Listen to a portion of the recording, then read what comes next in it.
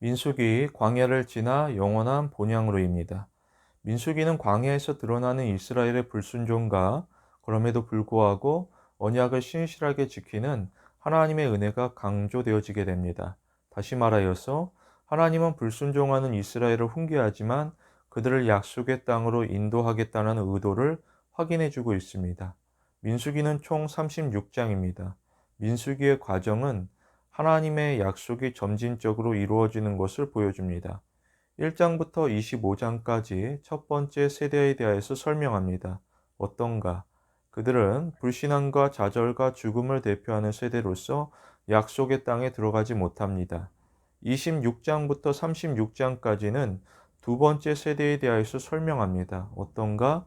그들은 소망과 생명을 상징하는 세대로서 이전 세대와 비교해서 크게 나아지는 모습은 없으나 낙관적인 입장에서 그들의 미래를 바라보게 됩니다.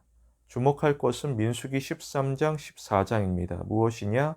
다수의 정탐꾼이 그 땅을 차지할 수 없다라는 결론을 내립니다. 이에 대하여서 이스라엘 백성은 하나님의 약속을 신뢰하기보다 다수의 의견을 따르기로 결정합니다. 그 결과로 그들은 자신이 그토록 두려워하던 죽음을 광야에서 맞을 것을 선고받습니다. 신자는 하나님의 신실하신 약속을 의심하지 않습니다. 의심은 하나님에 대한 신뢰를 몰아냅니다. 특별히 서로 위하여서 기도해야 될 것입니다. 모세가 이스라엘을 위하여서 간구하자 하나님께서 임하시게 됩니다. 인상적인 것은 이스라엘의 어리석음과 불순종에도 불구하고 하나님을 그들을 버리지 않았다라는 것입니다. 민수기 22장부터 24장까지 나오는 발람의 이야기는 광야에서 눈을 들어 장래에 약속된 소망을 바라보게 합니다. 다시 말하여서 하나님은 자기 백성을 통하여서 계획하신 목적을 이룹니다. 이처럼 하나님의 약속은 이스라엘 백성이 불순종한다라고 해서 취소되어지거나 사라지는 것이 아닙니다. 민수기를 보게 되면 그 사이라는 독특한 의미를 가지게 됩니다. 이것이 무엇이냐?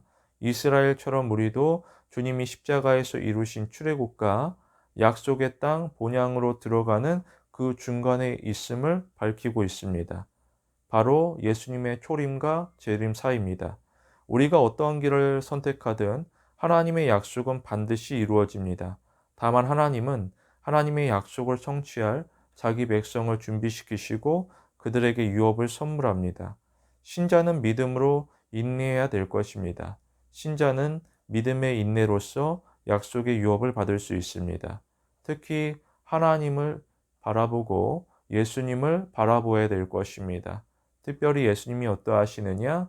베드로전서에 예수님이 고난을 받으시되 오직 공의로 심판하시는 이에게 부탁하신다라고 알리고 있습니다. 우리는 공의와 사랑의 하나님을 의지합니다.